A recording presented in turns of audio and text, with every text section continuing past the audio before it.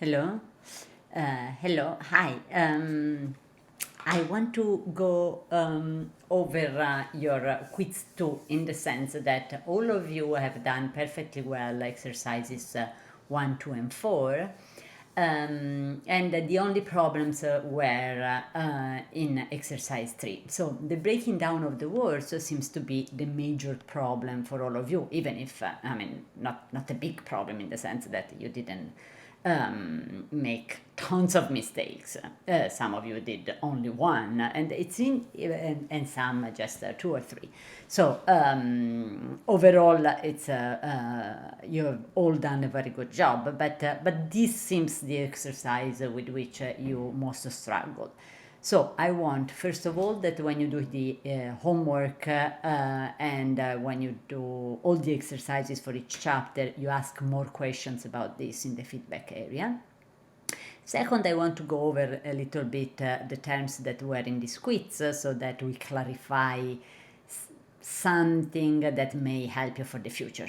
Okay? So let's start with the most popular mistake. Only one of you got this right. Okay? For the word myatonia. Myatonia.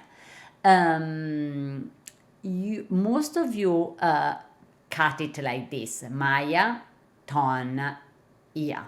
Okay? Ia meaning the condition. Okay? Tone is the tone, and it's fine. Okay? But Maya, it's nothing. Okay? So, you haven't studied anything that it's MYA. Okay? So, you should know that this is not possible.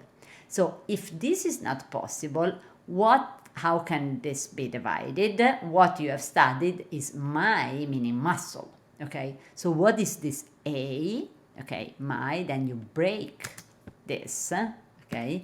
And you get the A that you know it's the prefix that means lack or without. Okay, like that it can be a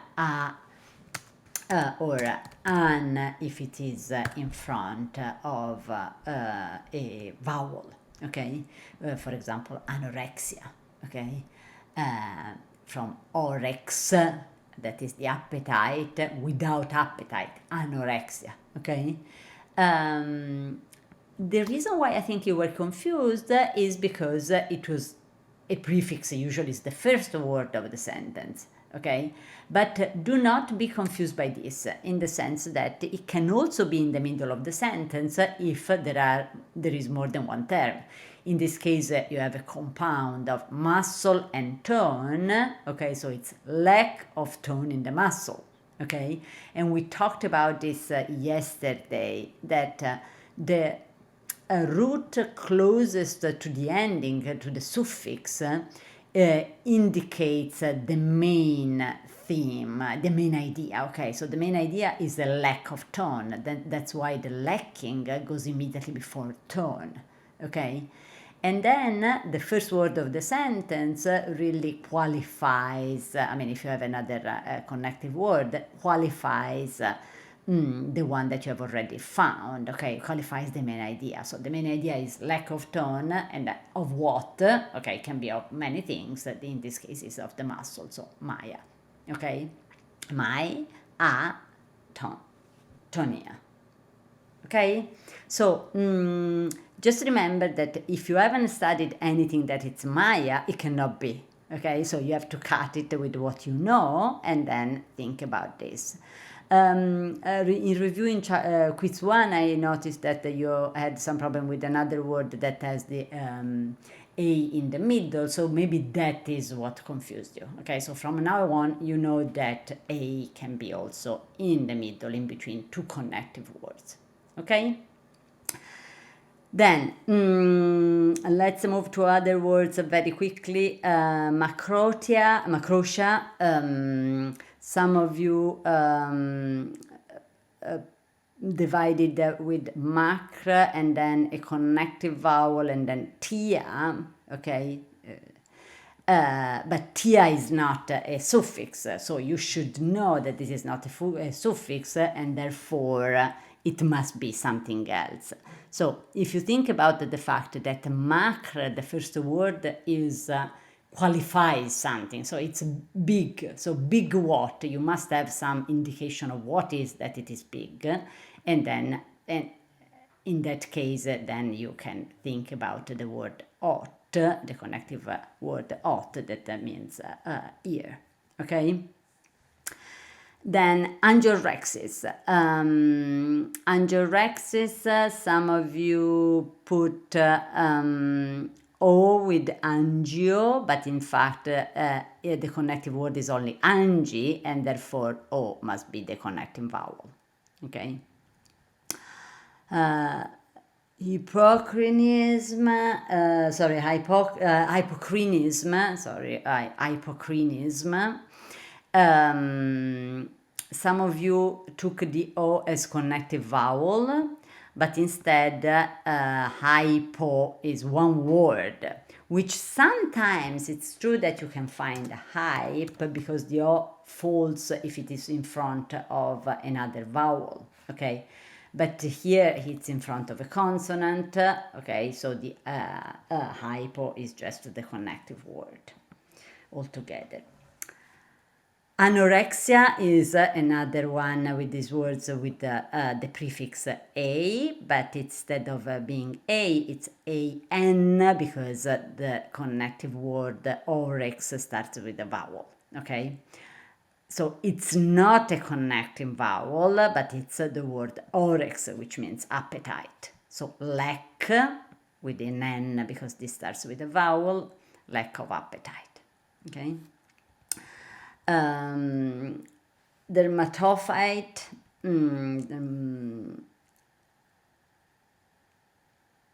it's dermatophyte.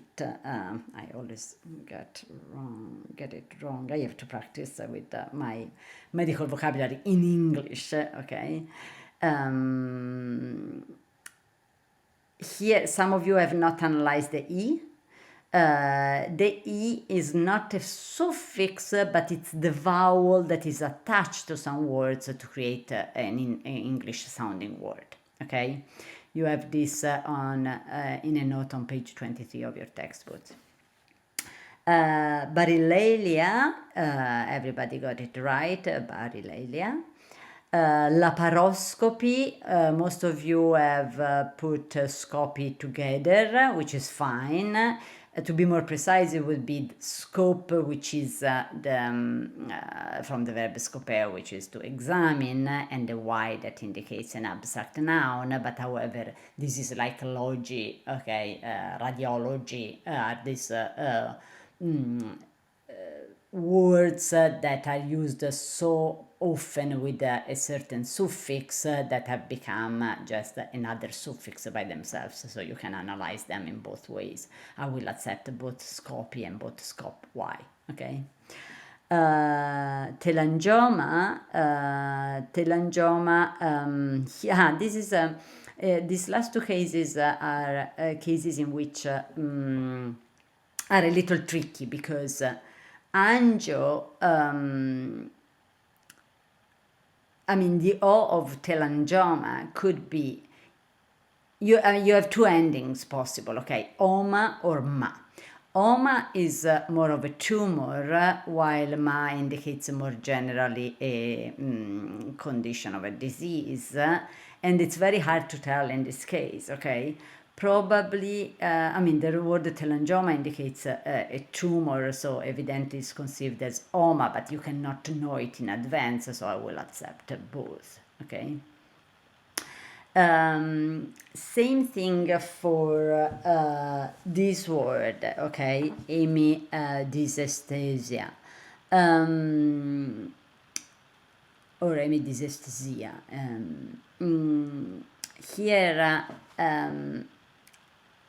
there are two endings possible, ia or sia, and the word estes, okay, can be either este or estes. Sometimes the es folds like this, okay, so it's present or not. So some of you have analyzed it as estes ia or este sia, and it's another of those cases in which I can accept both.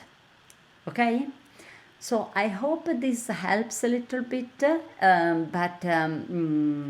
on Monday when you will study chapter 6, pay a lot of attention to the breaking down, to the exercise in which you break down the words, and please ask as many questions as possible, okay?